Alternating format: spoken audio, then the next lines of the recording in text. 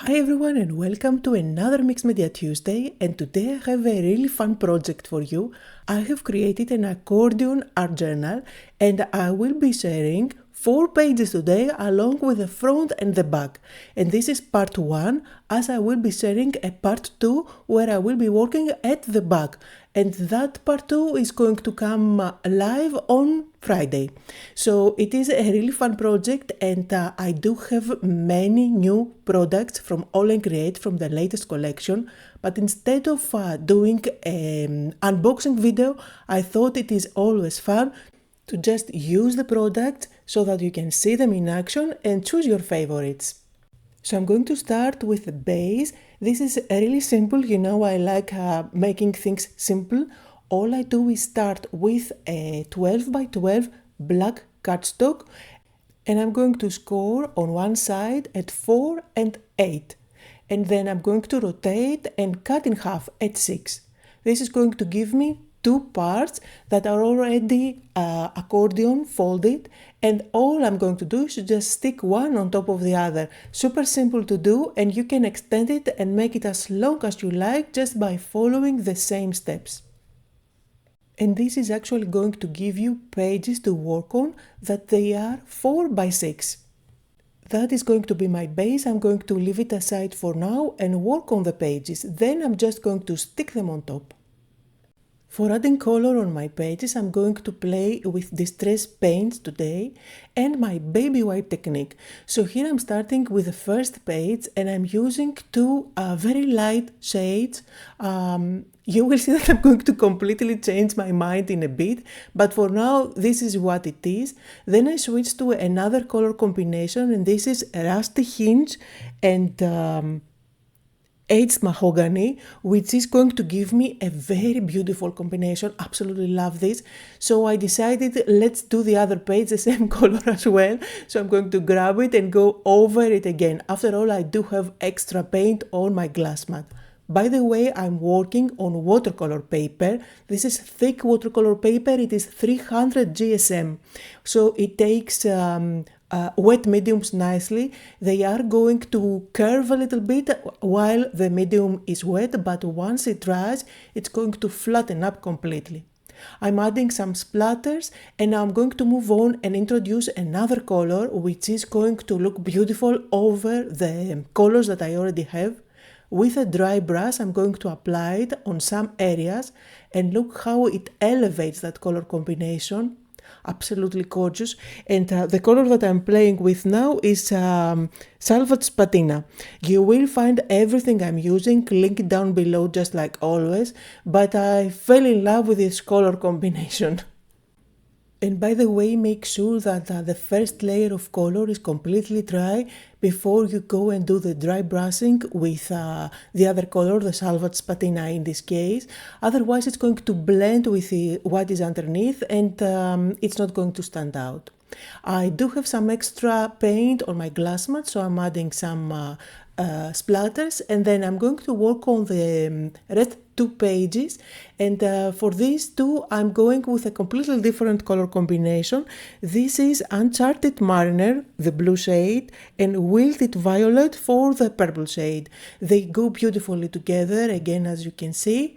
I'm going to make sure that this is completely dry, and then I will do the other technique with the dry brushing, again with Salvaged Patina. And this is really so therapeutic to do. You can just create backgrounds and have them on hand, and then you can just go ahead and work on top of them with focal points to add on your accordion folder. You can just play with color one day, try different color combinations, and if you're happy with them, then you can work on top. And of course, we can go ahead and do some other favorite techniques. You can definitely do stenciling. I did no stenciling today, but I'm going to do stamping. And I have some new background stamps here. All and Create has the best background stamps in the market, and this release was no exception. I am going to use these 4 today. I will link them also down below so you can see them in action and choose your favorites. I'm going to start with this one, and it has 2 backgrounds that you can use all the way from the top to the bottom. I don't like to use them as they are. I normally go and just stamp areas only, which is exactly what I'm doing here. I'm also working with black Archival Ink, which is going to make sure that this is permanent, and no matter what I do on top later on, it's not going to smudge or smear. Also notice that I work with my fingers. You can definitely go ahead and use a stamping block. I just like to use my fingers because I get more organic look. You see, I don't get the perfect impression, and that's what I'm going for. Now I'm going to switch to another background stamp, and I absolutely love the film here. So I am going to choose the last one. And again, I'm not going to stamp it as it is. You can definitely do that, and it would make a great background to build a composition on top of it. But for what I'm going for, I'm just going to mainly go with the design of the film, as you can see here, and I'm going to stamp where I stamped before, like creating kind of a cluster and making sure that I don't transfer the whole design. Again, this is what works for me. You don't have to do what I'm doing. I just like to play with parts of each stamp and just combine many of them all together. I always like the look. And also notice that I tend to stamp on 3 different areas, kind of creating a triangle. Now I'm going to move on to another stamp set, and this time I'm going with a stamping block, and I'm also going to use white pigment ink. Now this is not something I usually go to, but it gives an absolutely gorgeous result, especially when you are working on darker backgrounds. This is going to look beautiful. And I absolutely love the circles on this stamp. I think they are great for backgrounds. Now, one thing that you need to keep in mind if you are going with white pigment ink is that it takes a little bit more time to dry, so you need to be patient, otherwise you are going to create a mess. So I'm going to stamp on the other page as well, and look how gorgeous this is. I'm super happy with the outcome, so I absolutely recommend this background. I know I will be using it a lot. Anyway, now I'm going to move on to you another background stamp that you will see me use all the time, and that's the one that has the stitching. I think that these stitches are perfect, especially if you want to have that look of thread along your borders without having to use your actual sewing machine. I always like this look when I see it on other people's projects, but I am too lazy to go grab my sewing machine. So now I have my own stamps and I can recreate that look without the hassle. So I'm just going to use one of the 4 included, and I will stamp with that along the borders. I'm not going to do that all over the place. You can definitely do a complete border if you want. I'm just going to stamp here and there. I like that it is not perfect, and just to make sure that it is super bold, I'm using a very intense black ink pad, and that's my VersaFine ink. This is going to take more time to dry than my archival black ink, but look how vibrant it is. And all my archival ink pads are kind of dry. I need to re-ink them, so that's why I switched to this one. Anyway, I'm super happy with how that looks. I just use my blending tool and inked up the edges with black soot, just roughly, not too much, but it really gives some definition on the border. And now that my backgrounds are all ready, I'm going to just stick them on the accordion base that I created previously. Notice that I made sure that my pages are slightly smaller than the 4x6 page, and I think it's a half an inch smaller. So it gives me a lovely black border that defines the page even more. I'm just using my Nuvo Deluxe glue to stick everything down, and you can see, depending on how you open the accordion, you can see that these 2 pages match next to each other. but I'm going to show you how it looks when you completely unfold it all. It is such a fun project, and you can definitely use completely different combinations next to each other, color combinations, but I absolutely love how it turns out.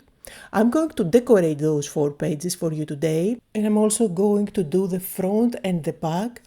But really the video was getting too long, so I'm going to split these in 2 parts, and on Friday I'm going to show you what I did on the back.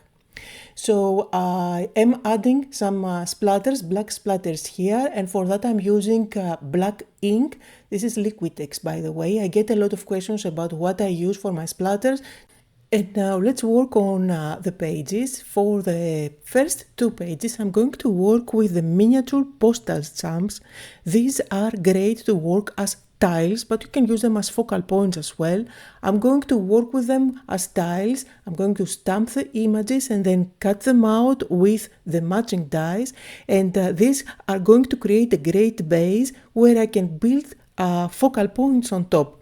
Now this is a great set because the dies are going to match a different stamp set every month. So this month you can see it has a specific theme like birds and flowers and everything. The next month it will have different designs. So you can grab the dies once and only get different stamp sets with different themes every month.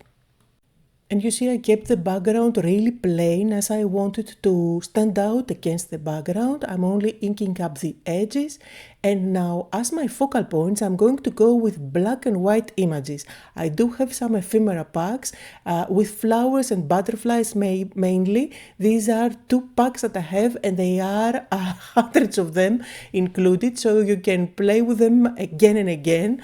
But if you want, you can definitely use your stamps. Just stamp them with black ink on white cardstock and cut them out. This way you will get the same effect and you can use your stamps that you already have. However, these flowers and stamps are absolutely gorgeous and they really stand out against darker backgrounds. So that's what I'm going to do for all my pages. I don't want to cover up a lot of the backgrounds because I'm super happy with how they look. But and in the beginning I was thinking I'm going to use smaller flowers, but the moment you grab those from the pack you just want to showcase it. So I went with a bigger flower here, and again look how I use the postal stamps as tiles at the background. They are quite small, so they don't cover up a lot of the background, so I can still showcase it. And then for the second page I'm going with butterflies, since I have flowers on the first one.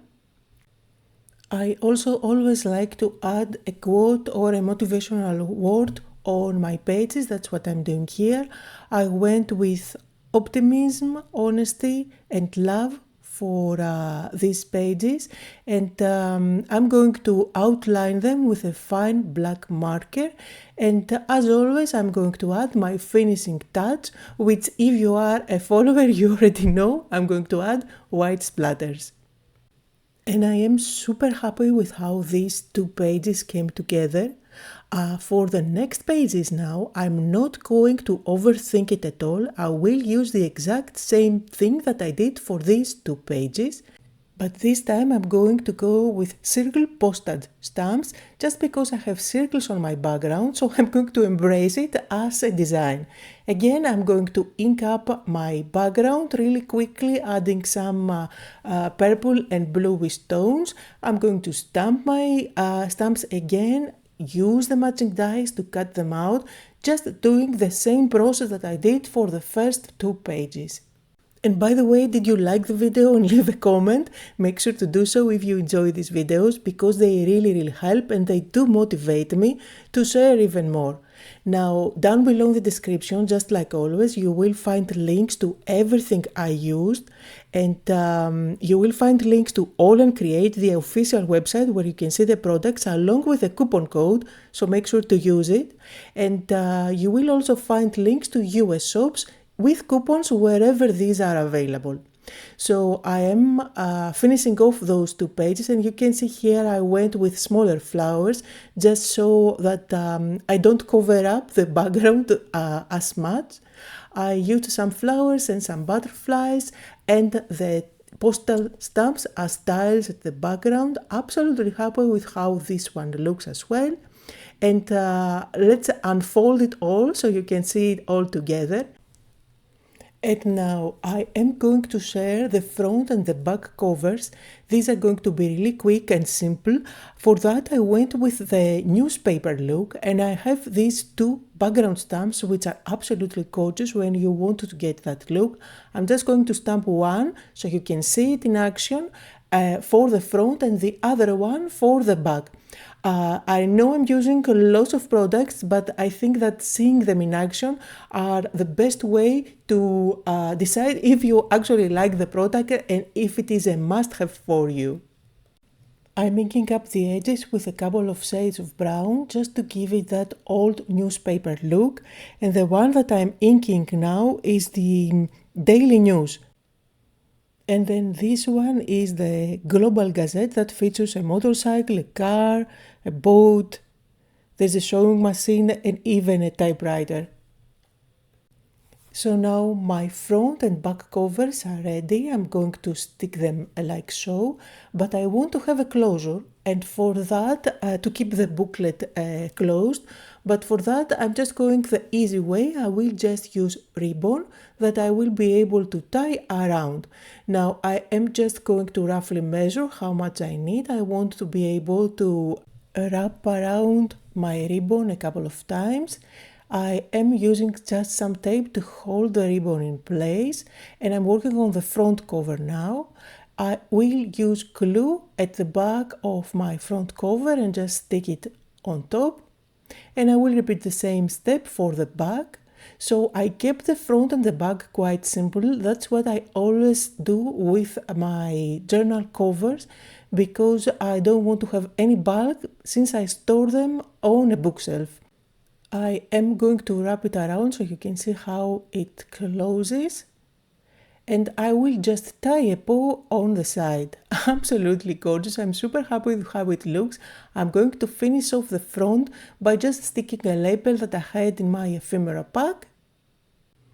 So that was the project for today. I'm absolutely happy with how it looks. I fell in love with the gorgeous backgrounds and the color combinations today. I also love how the white stands out against the beautiful backgrounds. There are close-up photos at the end of the video. Keep in mind I will be sharing what I did on the 4 back pages on Friday, so make sure to come back. Thank you all so much for watching today. I hope that you had fun and that you got inspired. And if you did, don't forget to leave a comment and hit the like button.